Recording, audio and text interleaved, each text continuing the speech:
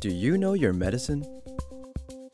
Weed Maps and SC Laboratories bring you an educational series on the science of clean and safe cannabis.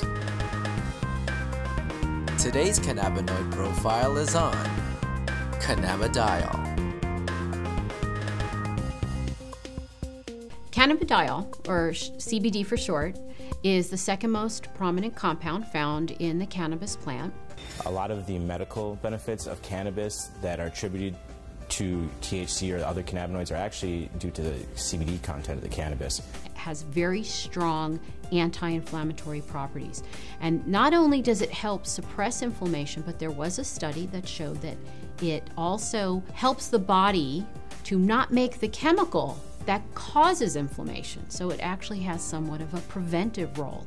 Cannabidiol has also been found to have anticonvulsant properties in that it can reduce the seizure threshold for a number of patients. I've had my own patients who have said that once they started using CBD-rich strains, they have found that they have had less episodes of their seizures. CBD is synthesized in the plant through the same pathways as THC, CBC. It starts out as geranyl pyrophosphate and aliphtolic acid. Those two compounds join together through an enzyme-catalyzed reaction. Cannabidiolic acid, CBGA, is the starting material for CBDA, THCA, and CBCA. So CBDA synthase, if it's found in large enough amounts, will take this cannabidiolic acid and make it into cannabidiol carboxylic acid, which is CBDA. CBDA is CBD with a carboxylic acid attached to it. Now, with heat or through time, this carboxylic acid will naturally release from the compound as it is very unstable and become CBD. This process right here, where we lose this carboxylic acid, happens at about 80 degrees Celsius. A number of studies were done where they actually gave patients an overdose of THC to see what would happen when they then added CBD. And CBD completely turned around the negative effects of an overdose of THC without changing the levels of THC in the blood. So that means that CBD exerts its own medicinal, just doesn't reverse THC, it actually has its own medicinal properties. CBD has been found to cause cancer cells to what we call commit suicide while preserving the normal cells. And what appears to happen is it appears to bind to the receptors on the cancer cells, which then induce the cancer cell to kill itself. Cannabidiol has also been found to be what we call biphasic in terms of sleep. So at low doses, it's what we call alerting. It kind of keeps you awake. At higher doses, it can be very sedating and cause you to sleep. But what's nice about that is you can control whether or not you are alert or you're feeling tired. When I started testing cannabis about 2 or 3 years ago, we saw virtually no high CBD plants. Almost every plant we tested was high in THC, anywhere from 10% to 20% THC, with some outliers on either end. Some plants would have maybe 1% CBD at the max, 1.5% CBD at the max. Now that we've been testing for a while, we see anywhere from 8 to 15% CBD and maybe 5 or 6% THC in these strains. Some strains we get a 50-50 ratio. It can happen in all different ratios, but what it is it's a recessive gene in plants.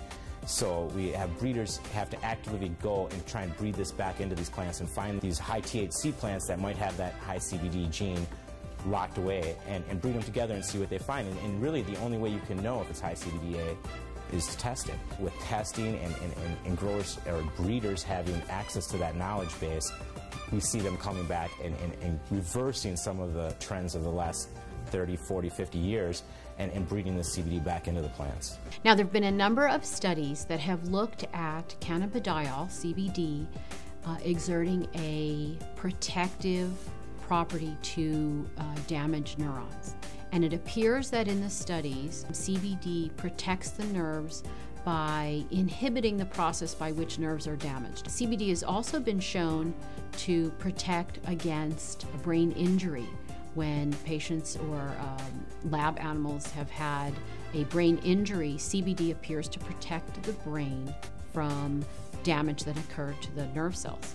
The studies have shown that it can actually fight MRSA, which is methicillin-resistant Staph aureus, a notorious bug that is resistant to a number of antibiotics.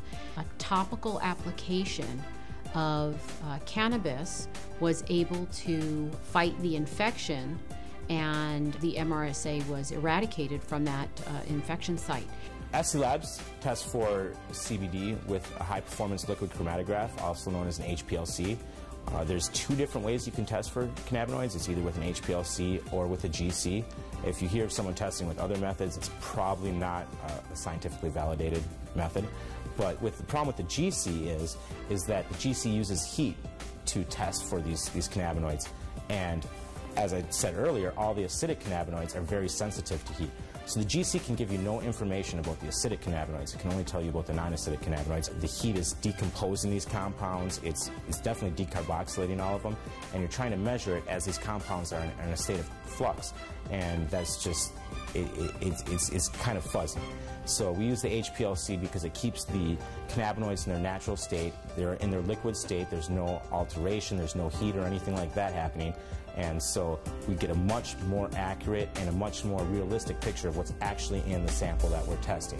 One of the important things for people to understand about cannabidiol is it is not psychoactive. That means it does not change your mood, your mentation, the way that THC has psychoactive properties and can actually cause what we call the high. CBD does not do that. For patients who are not interested in the THC effect but are interested in the CBD effect, this is a terrific choice for them to have.